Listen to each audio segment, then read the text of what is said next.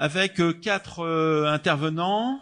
Donc je vais les présenter rapidement avant que on commence donc la prise de parole avec donc Elsa Piraudon, donc à ma droite, qui est directrice donc d'un EHPAD, donc Azur Santé, avec Valérie Zaoui, qui est co-directrice chargée de la relation emploi-formation donc au MEDEF, et gérante d'entreprise, et Laure Charlier, qui est directrice donc de l'IRS.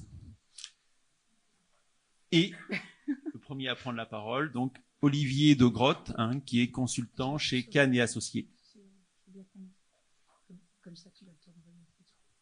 Alors Olivier de Grotte va illustrer à travers donc des expériences d'entreprise, soit qu'il a accompagné ou dont il a eu connaissance. Donc les bonnes pratiques, quelles sont ces bonnes pratiques, et effectivement quels sont les effets de ces pratiques en termes de performance sociale.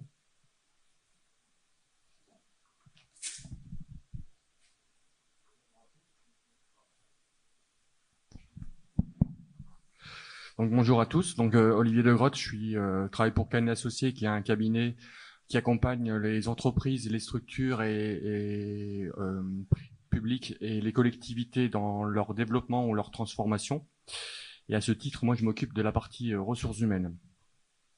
Donc avant d'arriver sur la qualité de vie au travail, la performance et le dialogue social, je voulais rappeler le contexte de la Nouvelle-Calédonie et le changement en fait qui a lieu depuis quelque temps. Donc en fait, on était dans une période de forte croissance où notamment avec les deux grands chantiers qui ont eu lieu, un dans le sud, un dans le nord, où la problématique était de fournir en quantité la demande, c'est-à-dire quand on avait besoin de plus d'ouvriers, plus d'encadrement, plus d'heures de travail. Et quand on avait un problème, on avait les moyens de le résoudre en ajoutant de la main-d'œuvre, c'est-à-dire quand on avait un ouvrier qui n'était pas capable ou un technicien qui n'était pas capable on avait les moyens d'embaucher quelqu'un de supplémentaire pour faire le travail à sa place. Je caricature un petit peu, mais ça a été ça pendant quelques années. Aujourd'hui, on est rentré dans une situation économique qui est totalement différente. On a vu tout à l'heure ce matin qu'il y avait les premières réductions d'effectifs en 2015. En 2016, la tendance continue. Il y a beaucoup d'entreprises, notamment liées au secteur du bâtiment et liées à la mine, qui sont en train de réduire fortement leurs effectifs. Et pourtant, ça fait baisser la consommation. Donc aujourd'hui, les entreprises n'ont plus cette possibilité d'aller chercher du gain financier par la croissance en fait du marché. Donc aujourd'hui, on est en réduction de marché. Donc on est en train de passer d'une quantité RH à une qualité RH, puisqu'en fait il y a plusieurs moyens de survivre. C'est la baisse des coûts et c'est l'innovation. On en a parlé tout à l'heure. La baisse des coûts, elle peut se faire par le désinvestissement, la revente de certaines machines, la réduction des effectifs. Donc on n'en a pas parlé aujourd'hui, mais en fait c'est quand même extrêmement important ce qui est en train de se passer en Calédonie. On est en train de voir quand même des entreprises qui d'abord cessent leur contrat d'intérim, mais en fait sont en train de déjà toucher en fait au personnel CDI. Et face à ça, en fait, donc il y a la possibilité d'innover ou la possibilité de différencier ses produits. Donc l'un des leviers, enfin nous pour lequel on est vraiment persuadé que l'un des leviers à la performance de l'entreprise, c'est la qualité de vie au travail. Et je vais expliquer pourquoi en fait ça peut fonctionner, même si en période de réduction d'effectifs, la priorité du chef d'entreprise, c'est pas forcément de se dire il faut que j'améliore la qualité de vie au travail de mes salariés. Et pourtant ça peut être un des leviers pour passer cette période. Donc je vais donner deux exemples. Donc en fait dans les symptômes en fait que vous pouvez voir déjà dans la qualité de vie au travail, ce sont bien sûr en fait on parle plus de symptômes négatifs tels l'absentéisme, tel le turnover. On avait parlé de fidélité des employés, et tout ça ce sont des choses qui coûtent très cher à l'entreprise, et en ce moment les chefs d'entreprise n'ont pas besoin de ça. Donc, on a des outils pour pouvoir mesurer, en tout cas pour pouvoir s'apercevoir que la qualité de vie au travail est médiocre et donc entraîne en fait des conséquences financières pour l'entreprise. Donc on a ce qu'on appelle les IRP. Donc en fait, quand vous avez des sujets conflictuels qui reviennent au niveau des IRP, au niveau des CE, au niveau des DP, quand ce sont des sujets on va dire, quand on vous demande à vous, chef d'entreprise, de régler les problèmes de papier toilette, par exemple, dans les toilettes, de régler en fait des choses qui sont des choses en fait qui vous paraissent en tant que chef d'entreprise sans importance et que ça revient tout le temps à tous les DP, à tous les CE, même en CE, parce qu'en fait les genres se mélangent. En CHSCT, c'est que c'est un indicateur comme quoi il y a une mauvaise qualité de vie au travail, parce que c'est pas à vous, chef d'entreprise, de vous en occuper. Donc il y a également un indicateur qui sont l'absentéisme, le turnover, j'en ai parlé. Donc quand vous avez un turnover, un taux d'absentéisme, on en parlait tout à l'heure, qui est injustifié, mais aussi l'absentéisme justifié par les accidents du travail, par les arrêts maladie, ce sont des indicateurs de mauvaise qualité de vie au travail. Et vous avez un troisième indicateur qui est plus difficile à cerner. Et donc en fait là, on a besoin d'extérieur pour pouvoir le cerner, puisqu'en fait, ce sont des choses qui sont des choses très subjectives. Et je pense, on a parlé tout à l'heure de la reconnaissance que les salariés, dont les salariés ont besoin et le sens au travail dont ils ont besoin pour bien fonctionner. Ces éléments-là sont des éléments extrêmement compliqués à mesurer, puisqu'en fait, vous n'allez pas dire à un salarié est-ce que tu te sens reconnu. En tout cas, c'est pas son chef qui va lui demander. En fait, de toute manière, il sera jamais assez bien reconnu. Mais par contre, en fait, il existe des outils qui permettent de le mesurer. Et en fait, par exemple, les baromètres sociaux sont des outils qui sont utilisés pour pouvoir mesurer ces éléments-là. Nous, on l'a fait dans une entreprise calédonienne qui avait une entreprise de plus de 100 salariés qui qui subit toujours d'ailleurs la fin des grands chantiers, qui est une entreprise et qui avait un turnover environ entre 30 et 40% sur l'année. Donc je parle de turnover d'émissions et pas turnover parce que le turnover c'est l'entrée et la sortie. Et donc qui nous a sollicité pour essayer de comprendre en fait pourquoi ce turnover alors que ses salaires étaient corrects, il y avait du travail, en tout cas elle fournissait du travail aux gens. Donc en discutant avec le patron, on s'est rendu compte qu'il était en train de mettre en place pas mal de changements dans son entreprise, notamment la mise en place d'un ERP. Mais par contre, il ne se rendait pas compte du terrain, c'est-à-dire il se rendait pas compte que la mise en place d'un ERP peut chambouler fortement en fait les habitudes de travail. Et donc on lui a dit en fait on va t'aider à comprendre la réalité du terrain. Et sans doute en fait il y a un décalage entre ce que toi tu penses qui est utile pour tes salariés et ce que les salariés attendent de toi. Et donc on a fait un baromètre social. Donc en interrogeant les salariés, en essayant de voir quels étaient les axes les axes en fait sur lesquels il y avait des problèmes.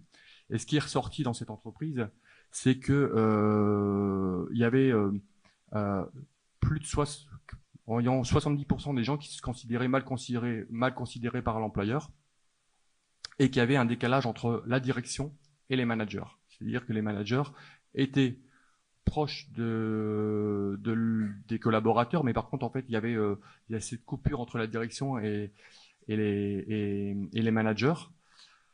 Donc, donc voilà. Donc en fait, premier élément, on a permis de montrer à l'employeur qu'en fait, le premier facteur de départ dans son entreprise, c'était le manque de reconnaissance. Donc je vais vous expliquer après ce qu'on a pu mettre en place, ce qu'on a préconisé. Parce qu'en fait, c'est aussi une entreprise où la génération a fortement changé. On est passé on est dans une génération Y, donc une génération en fait, comme on dit, assez difficile à manager, ou en tout cas qui demande un mode de management moins directif que celui qui a lieu jusqu'à maintenant. Et donc ça, c'est un des outils qu'on a mis en place. Donc en fait, quelles solutions nous on préconise en Nouvelle-Calédonie, parce qu'il existe pas mal de solutions qui existent à travers le monde, et ce matin j'entendais aussi cet après-midi où on disait qu'en fait finalement quand les gens, on a beau venir de milieux culturels très différents, voilà, en fait, quand on se retrouve au travail, finalement, les valeurs se ressemblent. C'est ce que j'ai cru comprendre. Donc, ce qui me fait penser que les solutions qu'on propose, qui sont universelles, doivent fonctionner en Nouvelle-Calédonie malgré la diversité culturelle et doivent fonctionner quelles que soient les origines des collaborateurs. Donc, on en propose deux. Donc, nous, ce qu'on préconise, c'est d'organiser l'expression directe des salariés. Parce que ça permet cette expression directe. Donc, il existe beaucoup de réunions dans les entreprises. Hein. Donc, on fait des comités de pilotage, on fait des réunions de travail. Mais généralement, c'est toujours les cadres, les managers qui font ces réunions et les salariés, en fait, on leur pond des procédures, je prends ce terme, et on leur demande de les appliquer, sans leur demander leur avis. Alors, l'employeur a l'obligation d'organisation, mais c'est le salarié, c'est le collaborateur qui s'approprie l'organisation. Donc, il est important en fait qu'on s'assure que le collaborateur s'est approprié l'organisation. Donc, la mise en place d'espaces de discussion. Donc là, on l'a fait à la DI3T. Donc, on a fait un audit à la DI3T où en fait, on s'est rendu compte. En fait, la DI3T, vous connaissez tous. Au niveau des permis de conduire. J'explique un petit peu le contexte parce que vous allez comprendre pourquoi ça a fonctionné. Donc en fait, il y a eu un changement au niveau de la D3T des permis de conduire. Ils sont passés d'une organisation où tout le monde faisait toujours le même travail, plutôt taylorien, à de la polyvalence. Un changement de chef, donc un chef qui était avant technicien et qui est venu et qui est maintenant en fait un chef qui ne vient pas de la D3T, donc qui ne connaît pas le métier. Et puis une organisation du travail. J'allais dire, en fait, ils arrivent à 7h. À 7h30, ils reçoivent le public. Donc, 7h à 7h30, ils ont le temps de prendre leur pause, de se rendre compte, en fait, des mails qu'il y a eu pendant la nuit et qui les traitent. 7h30 jusque 15h, c'est le public. 15h, 16h, ils font le rangement parce qu'il y a énormément de papier à la D3T, vous avez dû le voir. Donc, ça, non-stop, toute la journée. Tous.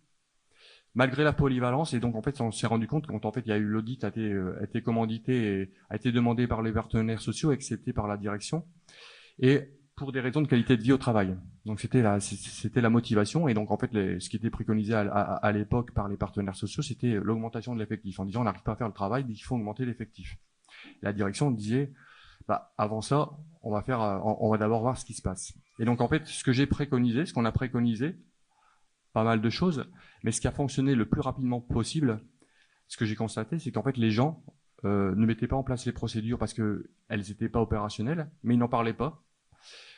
Et en fait, il n'y avait aucun espace de réunion dans la semaine, ni dans la quinzaine, ni dans le mois. Donc en fait, quelque chose de très simple, finalement, c'était faut réorganiser la DI3T, en tout cas les horaires. Il faut que vous ayez au minimum une réunion hebdomadaire où vous allez décortiquer, vous allez parler du travail, vous allez parler des soucis que vous avez rencontrés dans la journée. Parce que si vous ne parlez pas des problèmes que vous rencontrez dans la journée, sur le terrain, vous n'arriverez pas à les résoudre. Et en tout cas, au fur et à mesure, vous les accumulerez. Donc, l'idée, c'était de se centrer sur le travail et non pas sur la qualité de vie au travail. Donc, cette préconisation a été mise en place pratiquement aussitôt.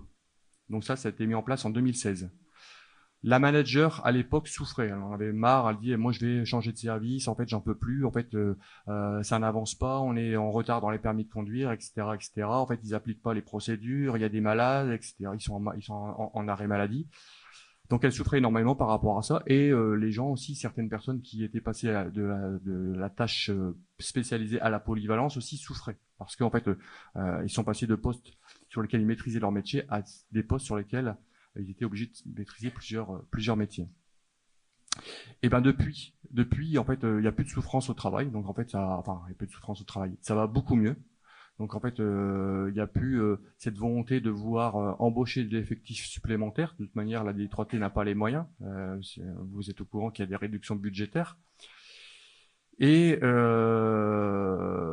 les délais aussi de traitement des permis de conduire, bizarrement, sont en train de s'améliorer. Et notamment, en fait, ce qui causait le plus de problèmes, c'est les permis internationaux, parce qu'en fait, quand vous venez du Vanuatu, quand vous venez en fait d'Australie, quand vous devez faire un permis calédonien, ou en tout cas un certificat qui vous permet de conduire aussi en Nouvelle-Calédonie, il y a les règles sont à chaque fois différentes et il y a de la réglementation en la matière évolue tout le temps.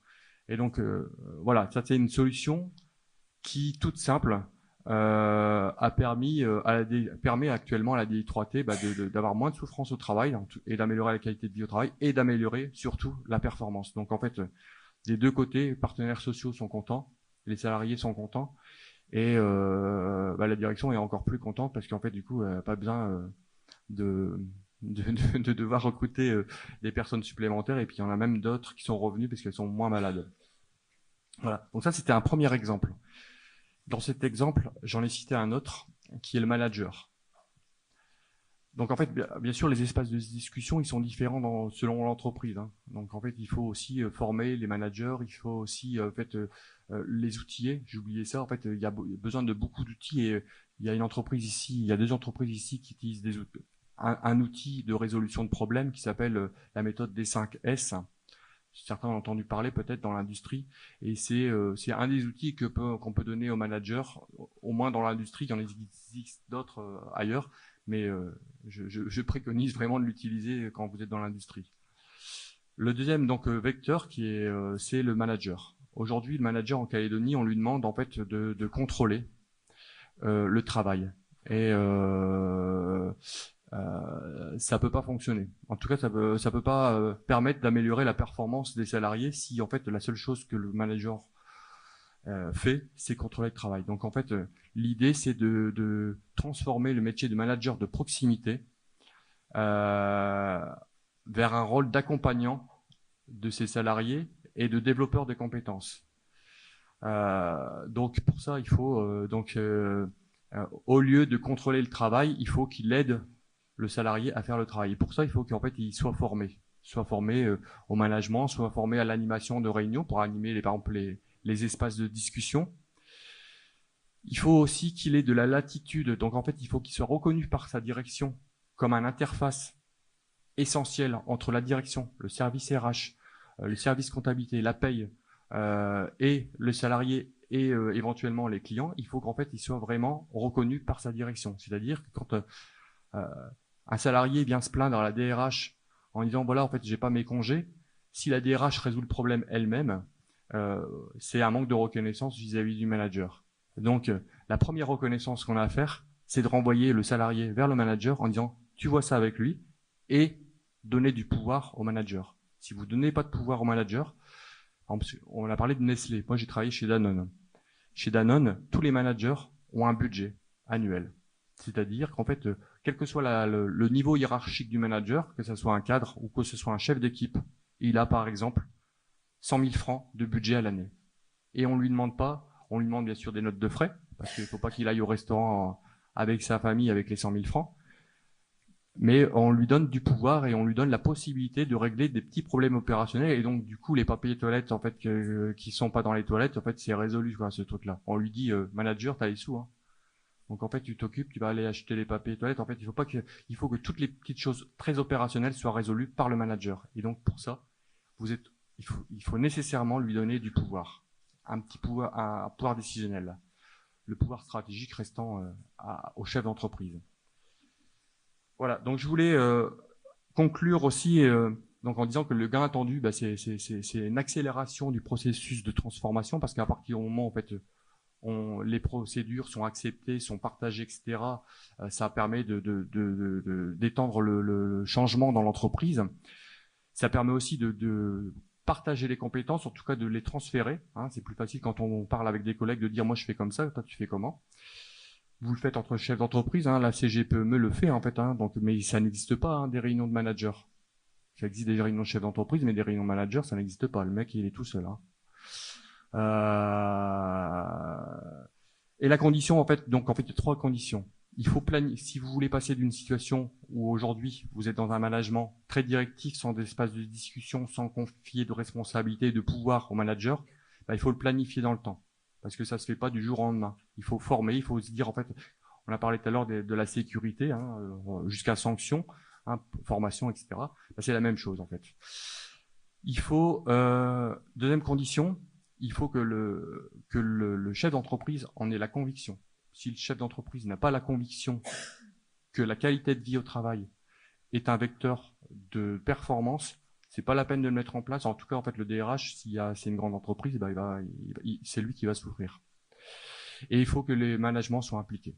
Voilà. Donc, si je devais conclure mon intervention, et je passerai la parole, je dirais qu'en fait, en dehors des simples indicateurs financiers qui indiquent la performance d'une entreprise, ce serait intéressant d'y indiquer les indicateurs de qualité de vie, parce qu'en fait, ce sont aussi des indicateurs de performance économique de l'entreprise. Voilà. Donc, bonjour à tous. Je suis la directrice d'Azur Santé. Donc, Azur Santé, c'est une maison de retraite. Pardon. Il va me poser une question. Alors, je vais faire le petit point sur effectivement l'intervention d'Olivier de Grotte, juste comme on l'a pratiqué pour les autres intervenants, en tout cas ce matin. Vous n'étiez pas là ce matin.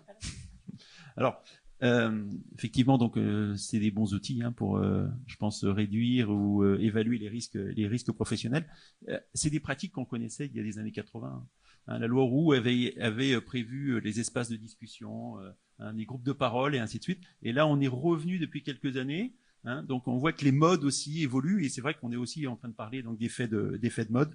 Mais les managers peuvent aussi échanger entre eux. Il y a des groupes de parole, d'échanges de pratiques et des choses comme ça. Voilà. Donc je vais donner la parole maintenant à Madame Elsa Piraudon, donc directrice d'EHPAD, et qui va nous expliquer quelles sont les actions d'amélioration donc des conditions de travail donc qu'elle a mis en place dans son établissement, pour quels effets et également en quoi les partenaires sociaux sont réceptifs à ces actions. Voilà, donc par rapport à... Donc moi j'ai une particularité, c'est que je suis psychologue du travail en fait. J'ai un master en psycho du travail et c'est vrai que mon parcours m'a amené en Nouvelle-Calédonie et où j'ai été recrutée comme directrice d'EHPAD parce que j'ai le diplôme qui va bien pour faire directrice d'EHPAD et que pendant 5 ans j'avais été à mon compte, j'étais consultante en risques psychosociaux et j'allais porter la bonne parole dans les entreprises. À un moment, je me suis dit, tiens, je vais aller un petit peu être manager et aller voir ce que ça... L'autre côté de la barrière. J'avais envie... et avant, j'avais un parcours RH, en fait, très, très RH. Et donc, Azur Santé, c'est 75 résidents. C'est la plus grosse maison de retraite du territoire. Et c'est surtout 46 salariés. 46 salariés de différents horizons. Je repense tout à l'heure à ce qui a été évoqué sur l'étude. Voilà, il y a des métros, il y a des Mélanésiens, c'est très diversifié. Quand je suis arrivée à Azur Santé, l'enjeu pour moi de la prise de poste, bien évidemment, c'était que les résidents soient bien pris en charge. C'était ce qu'avait fait la précédente gérance aussi, mais c'est vrai que moi j'étais vraiment à me dire on a la responsabilité de 75 personnes. Vous, enfants, vous nous confiez vos parents. Un jour, mes parents seront en maison de retraite. Il faut qu'on soit top, quoi. Et comment il faut qu'on soit les meilleurs pas les meilleurs, mais très bons. Et toutes les maisons de retraite, on soit très bons dans la prise en charge. Pour ça, il faut que nos salariés, ils ont envie de travailler, ils ont envie de venir travailler et qu'ils soient bien au travail. Alors une fois qu'on a dit ça, on se dit c'est bien. Et puis qu'est-ce qu'on fait? Alors moi, je rebondis un peu aussi ce que tu disais tout à l'heure. J'ai pas de DRH, c'est-à-dire que je suis directrice et DRH et directrice financière aussi. Enfin voilà, j'ai plusieurs casquettes. Mon adjointe est une infirmière coordonnatrice. J'ai un médecin coordonnateur à mi-temps, une aide comptable et une secrétaire. Donc c'est-à-dire que la fonction est totalement centralisée sur ma personne parce que en maison de retraite, gérer les salariés, il faut que ce soit, et je pense que ça fait écho à ce que vous disiez tout à l'heure, il faut que ce soit porté par la direction. C'est-à-dire que si la direction ne porte pas et ne s'implique pas dans tout ce qui est qualité de vie au travail, je crois que c'est pas la peine. Voilà. Donc concrètement, je vais vous donner des actions très concrètes. La première chose sur laquelle j'ai travaillé avec les équipes, c'était l'ergonomie des locaux et ergonomie du matériel. Quand vous avez des personnes âgées qui font 100 kilos, voire plus, Vous pouvez pas demander à une petite dame de 25 ans de porter 100 kilos. Donc il faut absolument que le matériel soit adapté. Ça a un coût. C'est un coût qui est parfois pris en charge par la CAFAT qui en ce moment va pas très bien, mais il y a aussi un coût qui est aussi porté par la structure. Voilà. Voilà, donc c'est vrai qu'on a vraiment travaillé à ça et encore aujourd'hui, je peux vous le dire parce que c'était ce matin, j'étais à Azur Santé, mon infirmière co a refait le tour avec ma nouvelle pharmacienne et mon psychomotricien pour vraiment, dans notre secteur grande dépendance de 20 personnes, aller identifier le matériel médical, ce qu'on pouvait encore améliorer sur les fauteuils roulants, sur les lèvres malades, etc. Donc on n'arrête pas, ça on lâche pas. Parce que c'est la prévention des troubles musculo-squelettiques, c'est la prévention du corps de mes salariés, que j'ai pas envie qu'elles soient pliées en deux à 60 ans, et je crois qu'elles ont pas envie, elles non plus. Voilà, c'était le premier point. Le deuxième point, c'est que je rejoins ce que vous disiez tout à l'heure sur l'organisation. J'ai mis une organisation du travail très claire, c'est-à-dire que je suis très gentille, je suis psychologue et tout, ouais, super. Non, mais sauf qu'il y a des règles, voilà. Il y a un planning, on est à l'heure. Les congés, on demande à l'infirmière co qui valide. Les pauses, il y a une fiche de poste, il y a une fiche de tâche. Les pauses, c'est défini dedans, hein, donc tu restes bien dans ta voilà. Et je sanctionne, voilà, régulièrement pour vous dire prochainement, un soir à 19h, je vois 2 filles de nuit à la suite parce que qui sont pourtant syndiqués. Je regarde, mais à un moment, je pense que la règle c'est la même pour tout le monde. Face au code du travail, on est tous égaux.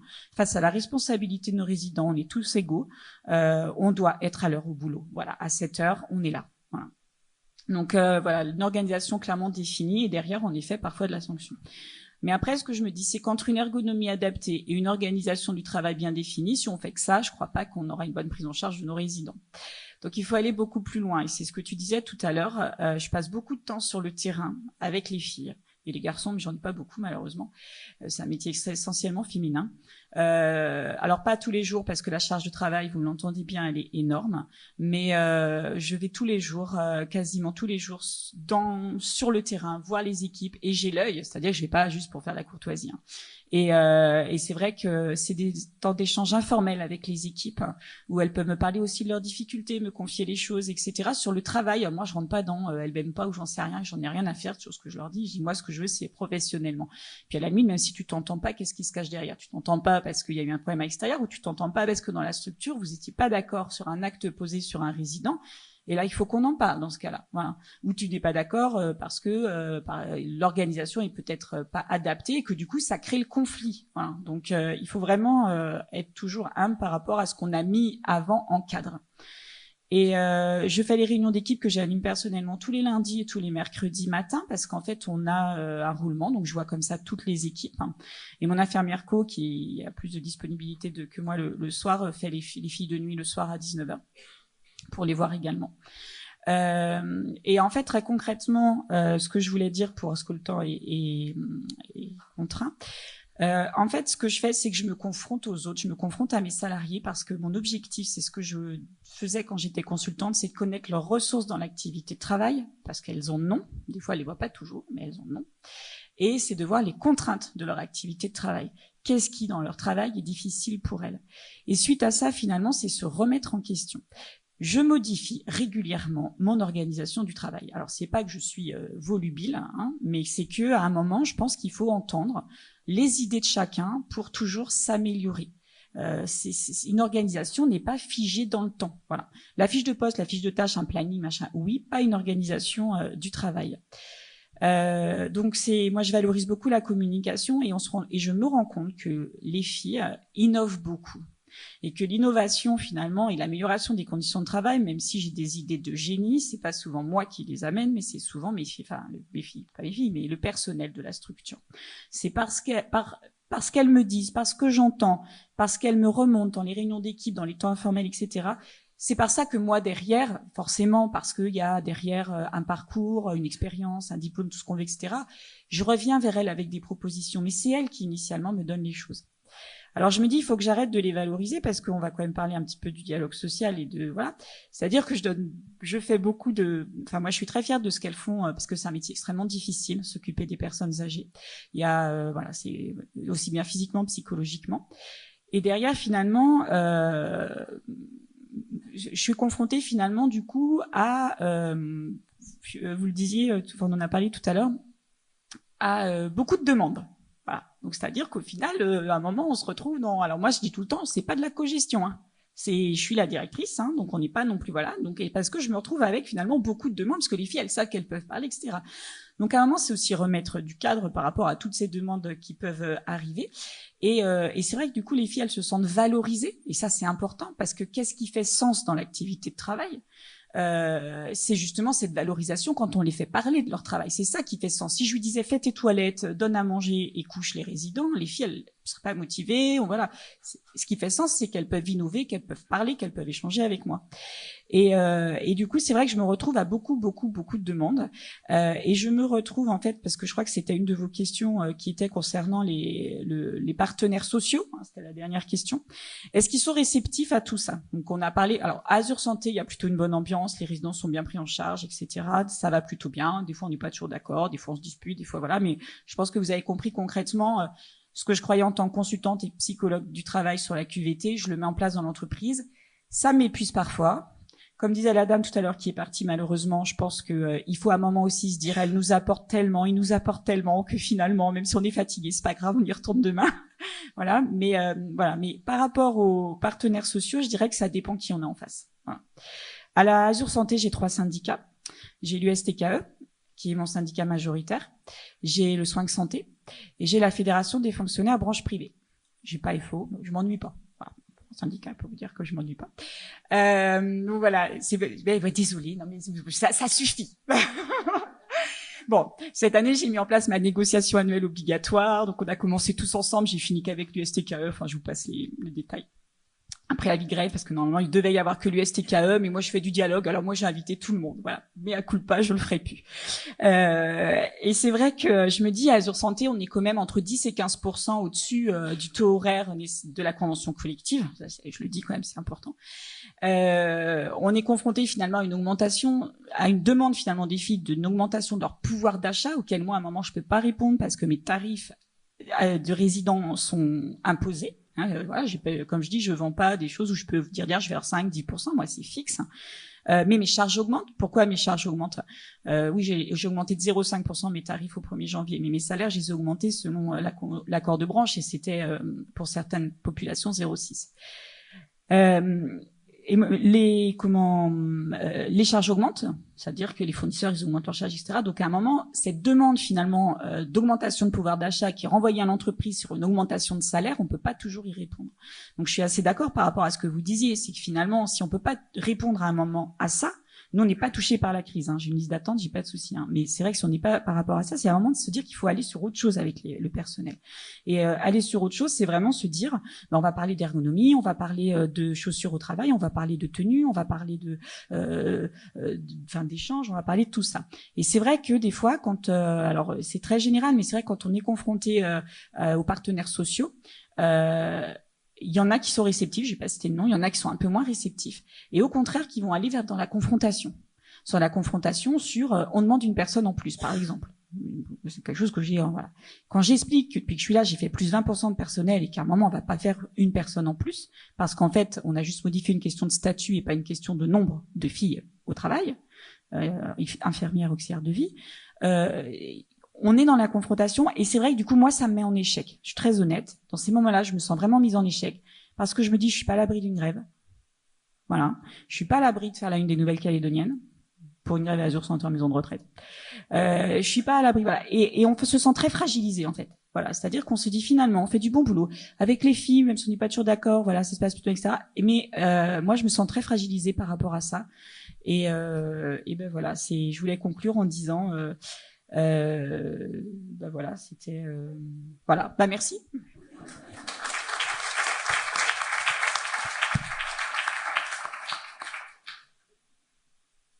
Alors, voilà, il y a des éléments qui se rejoignent et se recoupent sur effectivement à la fois le sens au travail, le besoin de proximité, d'être auprès des équipes pour répondre à leurs questions et donc leur expliquer pas seulement comment il faut faire, mais aussi pourquoi ils font les tâches, donc un besoin de sens au travail. Alors, Valérie Zaoui, c'est ma même question. Donc, vous avez mis en place des actions d'amélioration des conditions de travail donc dans votre entreprise. hein, quelle est l'efficacité de ces actions et quel apport en termes de performance sociale. Bonsoir à tous, merci d'être encore là, ça fait plaisir. Merci à l'université aussi pour la qualité de cette journée et des interventions. Alors avant de répondre à votre question, je voudrais revenir un petit peu en arrière sur ce qui s'est dit ce matin. J'ai quelques petites remarques à faire sur tout l'aspect formation que nous avons abordé, notamment pour dire qu'évidemment la formation est indispensable pour faire monter en compétence nos équipes. Par exemple, si vous avez quelqu'un qui fait très bien son travail et que vous voulez en faire un chef d'équipe, forcément, il va falloir le former en termes de gestion d'équipe. Si vous ne le faites pas, vous prenez le risque d'avoir quelqu'un qui n'aura pas les compétences managériales au détriment de la bonne entente dans l'entreprise et de la productivité de l'entreprise. Donc ça, c'est le cas quand on veut faire monter quelqu'un en compétences, mais c'est aussi le cas quand on veut maintenir les compétences.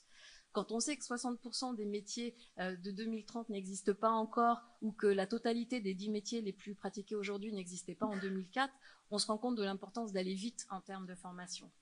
Alors c'est pour ça que le MEDEF a été à l'initiative du FIAF il y a quelques années et on en a parlé ce matin. On espère sa mise en place en janvier 2017 et on pousse un maximum pour que tout se fasse avec nos collègues des syndicats patronaux et de salariés également. Mais il y a quand même un mais à toute cette démarche de formation.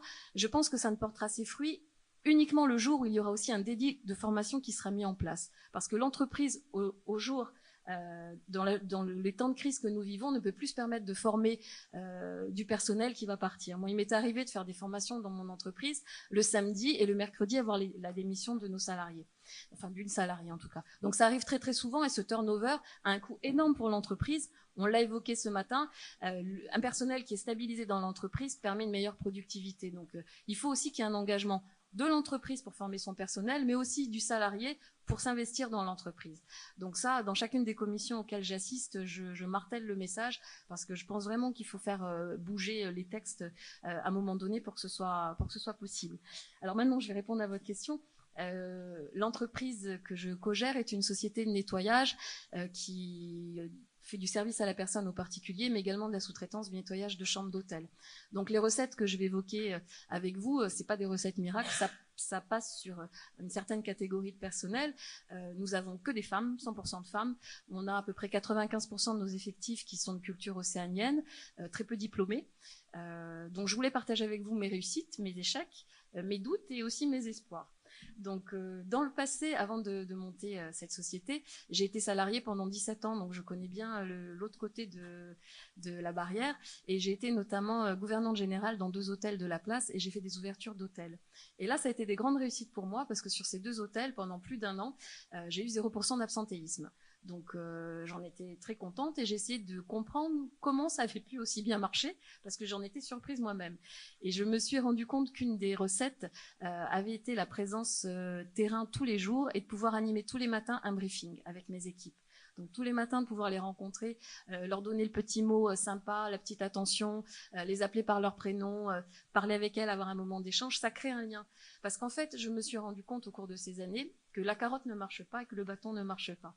C'est-à-dire que j'en suis arrivée quand je mets une prime à quelqu'un à stabiloter sur sa fiche de paye parce qu'elle ne voit pas, sinon qu'elle a une prime. Et quand je mets un avertissement ou une sanction, bon, la personne sort avec un grand sourire de mon bureau en disant bon, même pas peur. Bon, elle ne se rend pas compte de l'impact de la sanction. La seule chose qui les fait unir, c'est pour vous, parce qu'elles sont contentes de travailler avec vous et pour vous, qu'elles ne veulent pas vous décevoir et qu'elles ne veulent pas décevoir leurs collègues. Donc c'est vraiment ça qui tient l'équipe. Et pendant ces 2 expériences où pendant plus d'1 an, j'ai pas eu d'absentéisme, en fait, aucune d'entre elles ne voulait donner le signal de départ à de l'absentéisme. Donc elles se tenaient toutes en place pour être sûres d'assurer leur travail. Par contre, le jour où la première a commencé, bon bah là ça s'est un peu dégradé, mais bon, j'ai déjà tenu une belle période.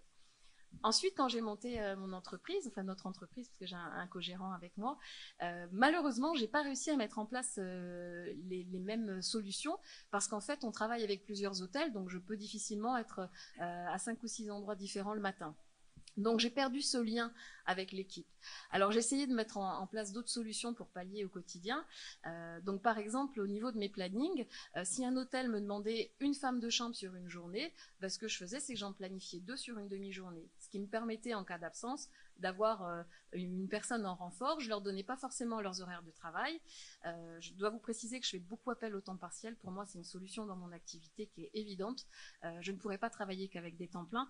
Et en plus, je me suis rendu compte, avec le recul, que c'était ma conception très européenne du travail qui faisait que je voulais que mes salariés soient en temps complet. Au début, j'ai voulu monter l'entreprise avec cette optique de me dire, je vais donner du temps complet à toutes ces femmes. Mais ces personnes-là, dans leur contexte de vie, ça ne les intéresse pas. Parce qu'elles ont beaucoup de transport le soir, parce qu'elles ont les enfants à gérer, parce qu'elles ont toujours des papiers à faire, donc elles sont toujours en demande d'une demi-journée par semaine. Donc la solution du temps partiel répondait bien à ce public de salariés. Donc ça les arrangeait et moi ça me permettait de gérer l'absentéisme. Donc je leur dis, ben voilà, vous travaillez tel jour, mais je ne sais pas forcément à quelle heure vous allez finir. En fonction de l'absentéisme et du taux d'occupation des hôtels, ça me laisse cette flexibilité-là. Le week-end, par exemple, j'ai systématiquement une personne en plus sur mes plannings. Parce que comme on a une activité 7 jours sur 7 et que j'avais envie d'être un peu tranquille de temps en temps le week-end, j'ai pris cette option pour, en cas d'absence, pouvoir déplacer une fille d'un hôtel sur l'autre. Donc voilà, c'est des petites astuces opérationnelles qui nous ont permis de tenir le choc. Après, au niveau du bien-être au travail, ce qu'on a essayé de privilégier, c'est le côté familial de notre activité. Donc, on a choisi délibérément de s'installer dans une maison. Donc, les filles ont une cuisine, ont une salle de bain, ont une terrasse, ont un jardin. Donc, elles peuvent même cultiver ce qu'elles veulent dans le jardin. Et comme c'est des femmes qui sont pas forcément super bien chez elles, très souvent le soir, elles vont rester autour de la table et discuter entre elles. Et ça laisse vraiment une vision très familiale du travail. Qu'est-ce que je voulais vous dire de plus ? On a aussi des petites initiatives qui prennent avec le temps. Une fois par mois, on fait venir quelqu'un pour les masser. Donc ça, au départ, c'était un peu difficile parce que j'avais eu la mauvaise idée de faire venir un masseur. Donc autant vous dire que j'avais personne au massage. Et depuis que c'est une masseuse qui vient, j'ai beaucoup de demandes et c'est quelque chose qui leur plaît. C'est vraiment rien pour l'entreprise à organiser. C'est un coût qui est minime, mais en termes de valorisation et puis de la conscience de ce que c'est d'être femme, c'est très important. Voilà, et simplement en termes de satisfaction personnelle et d'espoir, je note quand même qu'aujourd'hui vous avez eu 2 représentantes de syndicats patronaux entre Sherifa et moi-même, donc je veux dire aux étudiantes qui sont là que les lignes bougent, continuez, forcez un peu les choses parce que vous avez toute votre place dans l'entreprise. Voilà, je vous remercie, je vous souhaite une excellente soirée.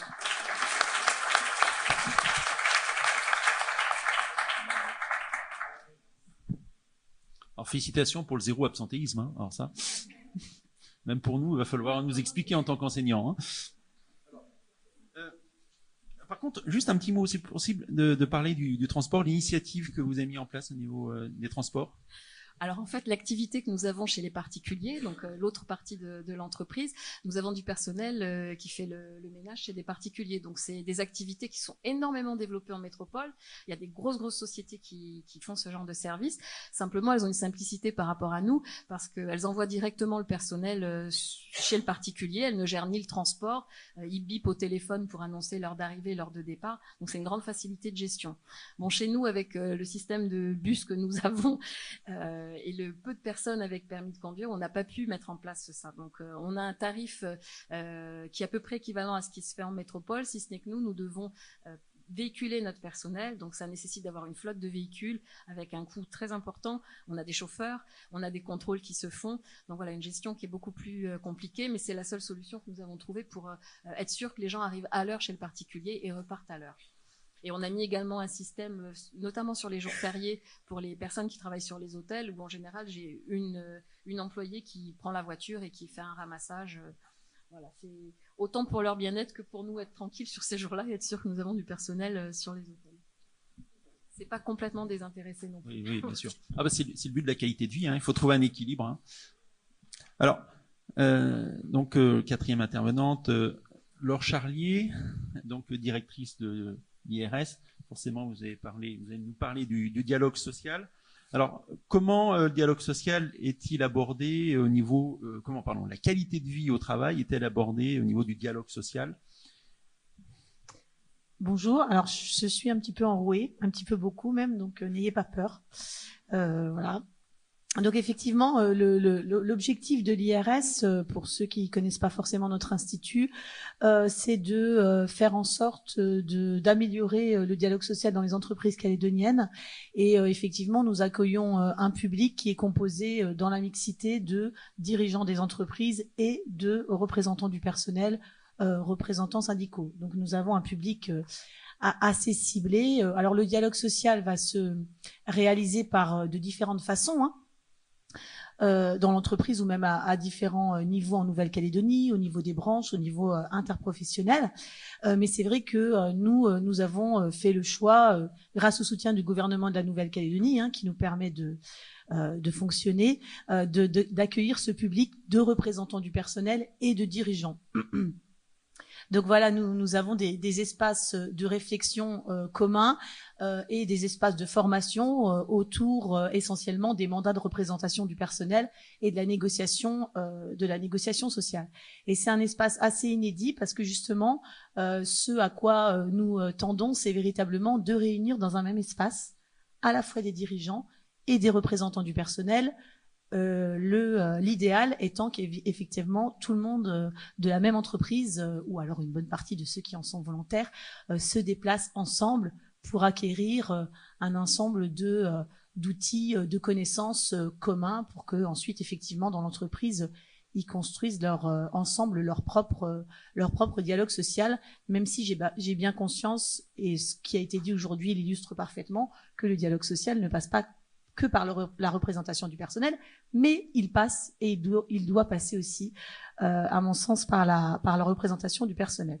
Alors en matière de qualité de vie au travail, donc nous avons bien compris que les directions des entreprises, les dirigeants y étaient sensibles et qu'ils essayaient de répondre au quotidien et effectivement les contributeurs ont illustré parfaitement cette chose-là en termes de qualité de vie au travail. Les représentants du personnel, ils sont aussi également très sensibles. Et moi, ce que j'aimerais bien rappeler dans notre schéma de représentation du personnel, qui est ce qu'il est aujourd'hui en 2016, hein, notamment avec les délégués du personnel à partir du moment où l'entreprise compte 11 salariés, c'est le fait que effectivement les DP, les membres des comités d'entreprise, les membres des CHSCT, les délégués syndicaux sont des acteurs, devraient être des acteurs du bien-être au travail et de la qualité de vie au travail. C'est-à-dire que pour les délégués du personnel, ils sont importants dans la mesure où ils assurent un relais de communication et de dialogue opérationnel au quotidien dans l'entreprise. Donc c'est à eux aussi d'apporter à la connaissance de l'employeur les petites choses qui au quotidien sont quand même très importantes pour améliorer la qualité de vie au travail, puisque effectivement les conditions de travail c'est véritablement, j'allais dire, leur domaine d'attribution. Voilà.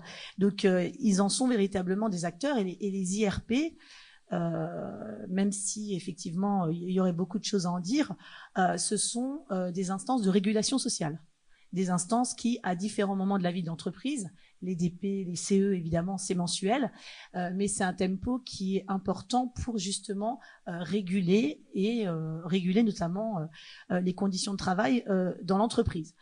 En comité d'entreprise, les évolutions et les transformations que va rencontrer l'entreprise et qui vont être nécessaires à sa performance et à sa pérennité, eh bien, peuvent avoir des conséquences sur les conditions de travail. D'accord ?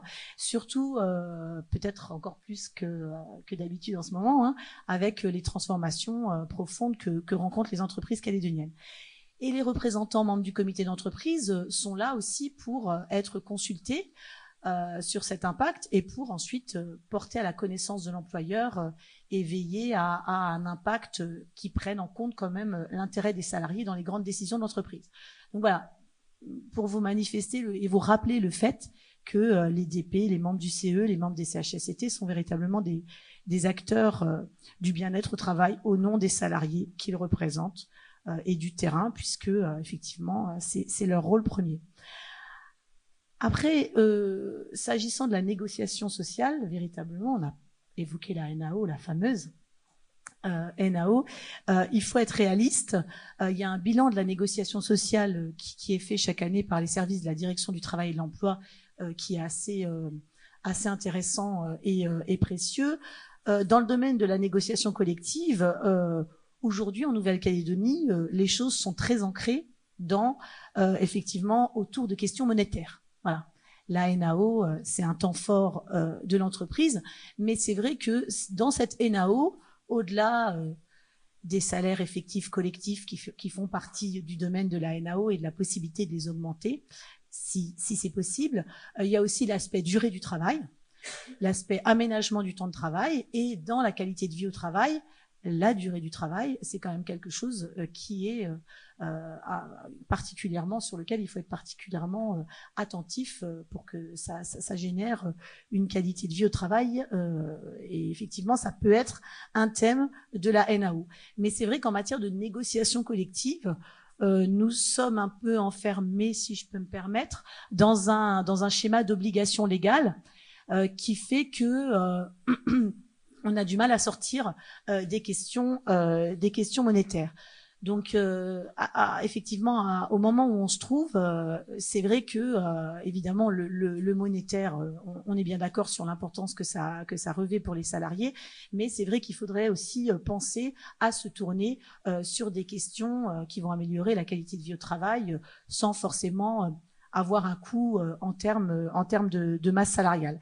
Et c'est pour ça que les directions des entreprises et les représentants du personnel, et particulièrement les délégués syndicaux, puisque ce sont eux les acteurs de la négociation collective, il faut qu'ils se sensibilisent un petit peu sur les questions que nous avons abordées tout au long de la journée. Après, c'est vrai que l'objet des conventions et des accords collectifs du travail, qui peuvent être signés dans les entreprises, puisque la négociation collective est une source du droit qui permet de faire du sur-mesure et d'adapter un certain nombre de choses à la réalité du monde de l'entreprise. Voilà. Eh bien, l'objet des conventions et des accords collectifs couvre les conditions d'emploi, les conditions de travail et ce qu'on appelle au sens large les garanties sociales. Donc, ça veut dire que le champ et les perspectives sont ouvertes. Vraisemblablement, d'ici la fin de l'année, la formation professionnelle va entrer également dans le champ potentiel de la négociation collective. Donc, c'est aussi l'idée que les partenaires sociaux, les dirigeants, les délégués syndicaux des entreprises, vous savez qu'on peut avoir un délégué syndical même dans une entreprise de moins de 50 salariés. Donc, la négociation sociale n'est pas que l'apanage des entreprises de plus de 50, même si logiquement, c'est là qu'elle se déroule le plus. Effectivement, le champ est ouvert et il y a des perspectives, effectivement, autour de la qualité de vie au travail.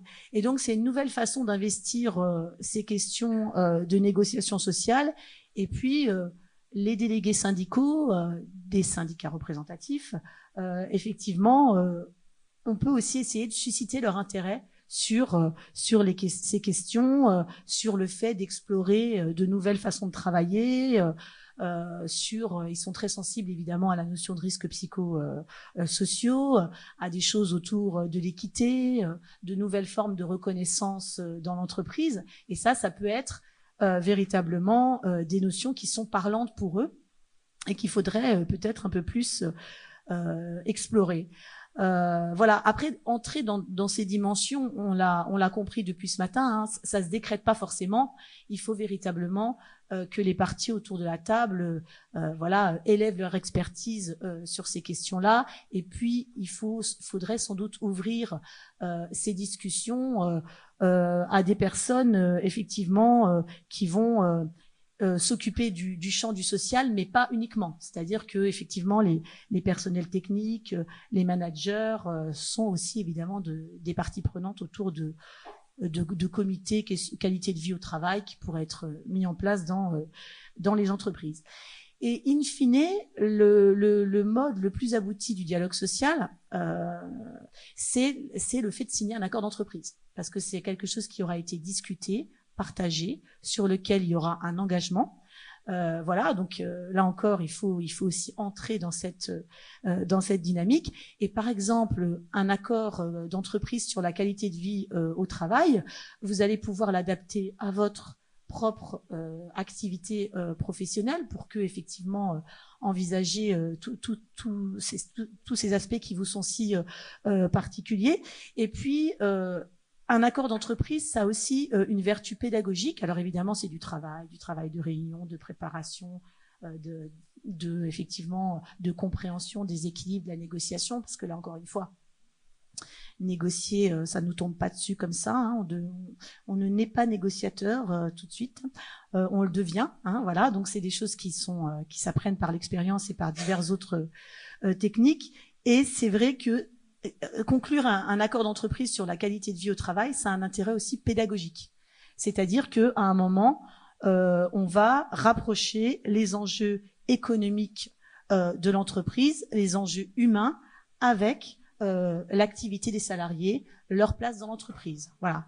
Et donc, c'est aussi l'occasion de faire de la pédagogie et puis d'obtenir un certain nombre d'avancées autour de process internes, autour par exemple, du fait qu'il faille favoriser l'expression des salariés à l'occasion des entretiens annuels d'évaluation, identifier clairement le périmètre des responsabilités et des moyens qui sont associés, organiser quelque chose qui permettrait un suivi de la charge de travail des salariés, hein, pour qu'à un moment, la direction soit en mesure d'exprimer aux salariés que on va faire le point de votre charge de travail, vous allez pouvoir vous exprimer, etc., avec des process aussi qui sont clairs autour des entretiens annuels d'évaluation, qui sont un peu complexes aussi à mettre en œuvre parfois quand le salarié sait pas trop, voilà, à quelle sauce effectivement cet entretien va se tenir. Et puis aussi des engagements autour des conditions de travail, avec tout ce qui est ergonomie, l'implantation des bureaux qui peut être individuels, collectifs, des bureaux collaboratifs, etc.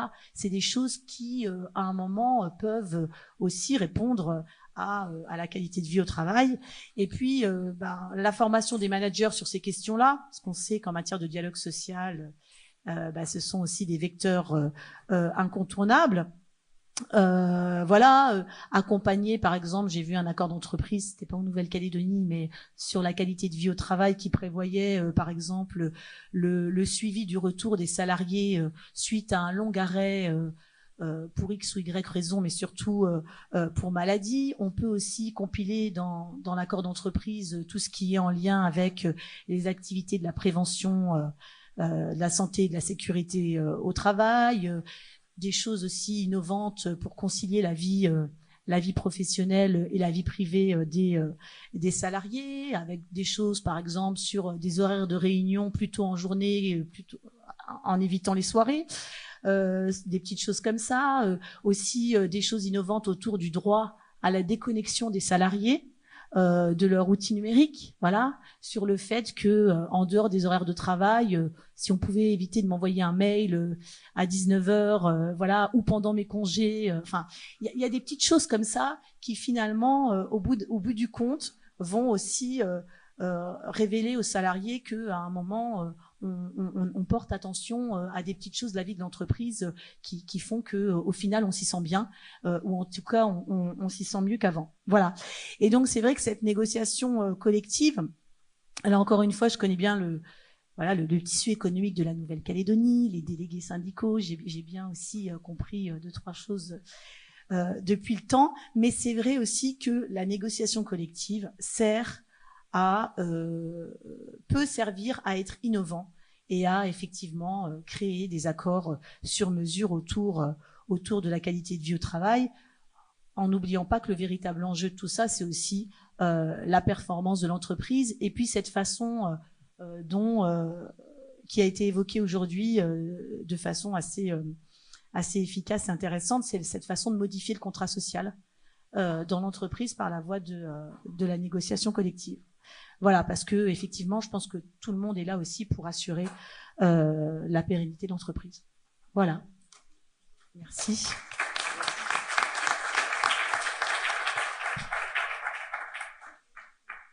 Donc effectivement, comprendre que la qualité de vie, ça peut être un sujet de dialogue social auquel vont adhérer donc l'ensemble des parties. Hein.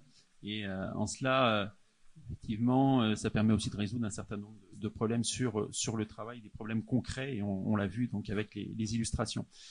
Voilà ce clôture. Alors je vais peut-être avec mes collègues faire un petit mot de la fin. Donc c'est l'heure de clôture de ce colloque. Donc comme l'a dit Bernard Grand tout à l'heure, il y avait une question au colloque, c'est quels enjeux pour quelle recherche. Donc c'est maintenant nous qui allons travailler. Quelle recherche on va faire. On va se mettre au boulot. Alors il y a juste quelques mots quand même sur le rôle du chercheur. Vous êtes à l'université.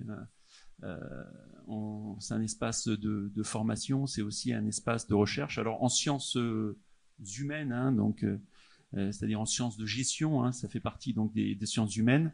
On travaille pas en laboratoire avec des éprouvettes. On travaille auprès des salariés, en tout cas pour ce qui est de la gestion en ressources humaines, d'accord, ou du management. Donc on travaille auprès des entreprises. On travaille auprès donc des salariés, on travaille donc de la mise en place, en tout cas on étudie donc la mise en place éventuellement de lois, de différents dispositifs.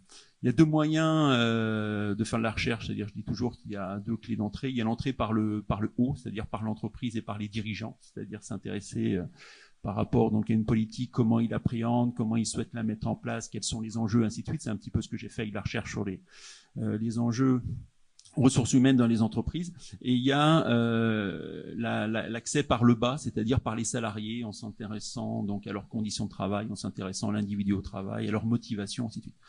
Donc il y a différents moyens, et j'essayais tout à l'heure de classer un peu les sujets qui ont été abordés sous ces deux angles. Je reviendrai dessus. Il y a donc on a différentes méthodes aussi de recherche. C'est les études de cas, c'est la recherche intervention, c'est les recherches plus quantitatives. Donc alors dans tous les cas, on a besoin des entreprises qui nous offrent des terrains. Alors c'est pas forcément une entreprise, ça peut être aussi plusieurs entreprises avec différentes études de cas. Donc ce que vous voyez comme sujet un peu porteur. C'est effectivement, on a parlé beaucoup. Si je prends donc ce premier axe au niveau donc de l'entreprise, c'est tout ce qui est management par les valeurs. Donc ça semblait très très intéressant dans un contexte de management interculturel en fin de compte. Comment les valeurs qui vont être définies avec donc des salariés dans des espaces de groupe. Comment ça va permettre donc de fonder un nouveau contrat social. Comment dans certaines situations où les décisions sont difficiles donc à prendre pour les dirigeants et des décisions qui concernent forcément donc les salariés, comment on peut se référer donc à des valeurs pour éviter des crises. Donc ces valeurs qui sont pas immuables mais qui bien évidemment doivent pas changer en fonction donc des situations. Alors ça me rappelle moi le projet d'entreprise des années 80, je suis vieux, oui, des années 80 où les années 80, projet d'entreprise qui scellait vraiment la cohésion donc dans les entreprises. Donc je me demande aujourd'hui si on perd pas de vue, et tout ça parce qu'on veut aller toujours très très vite, d'accord, et on prend pas le temps de réfléchir sur à un moment donné qu'est-ce qui fait vraiment notre valeur. On a grandi, on a changé. Et qu'est-ce qui nous aujourd'hui nous oblige. Alors on a parlé beaucoup d'anticipation avec les difficultés d'anticipation, donc je pense que là il peut y avoir des travaux même plus généralement sur les sciences de gestion et pas seulement en GRH sur l'anticipation. Pourquoi les dirigeants tout simplement, on a bien vu, les difficultés n'anticipent pas. Pourquoi? Est-ce qu'il manque d'études? Est-ce qu'il manque de conseils? Est-ce qu'ils ont de mauvais référents? Est-ce qu'il y a de mauvais syndicats professionnels qui répondent pas à leurs attentes? Je sais pas. Donc il y a toutes ces problématiques d'anticipation parce que c'est incontournable. Il y a l'aspect formation qui est abordé, et notamment les freins à la formation. On l'a vu, la question sur les déformations. On va demander aux salariés de rembourser leur formation. On voit les dirigeants qui croient plus forcément à la formation, à leur efficacité. Donc ça, je pense qu'il y a des travaux à faire, il y a des réflexions, même ça peut être tout simplement quand je parle d'études, c'est pourquoi pas des réunions, des rencontres, des discussions qui sont faites autour de ces problématiques-là. L'entreprise, celle qui en tout cas me semble intéressante ici compte tenu du contexte, c'est la petite entreprise. Elle a des atouts. On voit que les grandes entreprises cherchent à ressembler à la petite entreprise. Donc small is beautiful. Donc cette petite entreprise, elle a énormément d'atouts et elle doit être attractive. hein. Donc, je pense qu'il peut y avoir aussi des travaux dessus, qui doivent être menés. Alors, on n'a pas pu contacter. On avait contacté, mais on n'a pas eu de réponse de l'UPA. Donc, j'espère qu'avec les petites entreprises, même les entreprises artisanales, hein, on pourra mener des travaux à l'avenir. Hein, ils ont ce souci, ils ont à la fois de retenir donc des salariés, notamment donc des alternants, hein, et se pose la question justement de la qualité de la relation sociale. Il y a une proximité, on a parlé, mais la proximité, on peut être proche et loin des gens. Hein, on peut être psychologiquement loin, éloigné, et on peut être à la fois proche physiquement. Donc c'est à voir donc à étudier, je pense, il y a des choses à faire. Donc avec la petite entreprise qui constitue quand même le gros des entreprises ici. L'individu au travail. Alors on a parlé beaucoup de motivation, d'implication. Hein, alors c'est pas seulement l'individu le salarié, c'est aussi l'individu manager, hein, avec toutes ces difficultés, hein, de manager, de faire monter donc en compétences donc les managers. Moi je pense il n'est pas intervenu, mais il y a une personne qui travaille beaucoup sur l'analyse des situations professionnelles avec des managers et avec son équipe. Hein. Voilà les difficultés qu'on a rencontrées et pourquoi. Donc il a un rôle vraiment d'animateur et je pense que on peut y gagner même le chercheur peut y gagner à éclairer, hein, à apporter donc son analyse en suivant ce type de démarche et des discussions entre salariés. On a parlé de la qualité de vie, la conciliation vie personnelle et vie professionnelle avec des problématiques de temps. Hein, il y a des revendications sur le temps. Le temps, c'est aussi l'absentéisme. Hein. Le temps, c'est les retards. Qu'est-ce qu'il en est justement de temps? On parlait de la culture, disons du temps dans la culture en tant que très culturel. Donc je pense qu'il y a vraiment à travailler également dessus. La socialisation, hein, socialisation également. Alors l'apprentissage joue ce rôle-là. On voit que ce n'est pas forcément efficace. J'ai parlé ce matin de la pré-socialisation avec justement le rôle, hein, que peut avoir, en tout cas nous pour l'IUT, donc la NDRH, hein, qui vient expliquer quelles sont les attentes de l'entreprise. Je pense aussi à Catherine Mazocco qui vient voir les étudiants en tant que parrain donc de formation pour expliquer quelles sont les attentes. Donc on pré-socialise. Alors forcément ils veulent tous après aller chez Nestlé, hein, encore plus aujourd'hui je pense. Donc c'est important ça, la socialisation elle se fait pas seulement dans l'entreprise une fois qu'ils sont rentrés, hein, il se fait bien en amont. Voilà. Après il y a effectivement il y a d'autres sujets. Je pense qu'on a intérêt on a parlé de la GPEC territoriale. C'est un sujet qui était difficile, on voit aborder. Alors le FIAF, ça sera la solution peut-être, hein, j'espère. Donc pour un développement donc de la formation, mais je pense que les petites entreprises ont aussi à retravailler avec elles. Il y a des formes complètement différentes, hein, diverses, des actions très très variées, hein, de GPEC territoriale en métropole. Hein, c'est tout simplement face à des mastodontes, hein, les petites entreprises qui veulent rester attractives, hein, qui se regroupent, hein, qui offrent des services qui sont ceux qui sont proposés par la grande entreprise, hein, et tout le monde a intérêt même à rentrer aujourd'hui à l'heure où on parle des risques professionnels, à rester dans les petites entreprises, hein, où peut-être on aura une meilleure qualité de vie au travail parce que ça sera plus facile en tout cas hein, d'échanger et même de communiquer son avis. Voilà quelques réflexions, hein, par rapport à tout ce qui a été dit. Je remercie vraiment tous les intervenants pour les échanges, hein, ça nous sert beaucoup. Je remercie le public forcément pour également donc les questions, hein, qui ont été posées et la qualité des questions surtout. Donc je vais laisser la parole donc à Magda Thureau-Bonal, donc la directrice donc de la DTE, hein, qui a prévu un petit discours.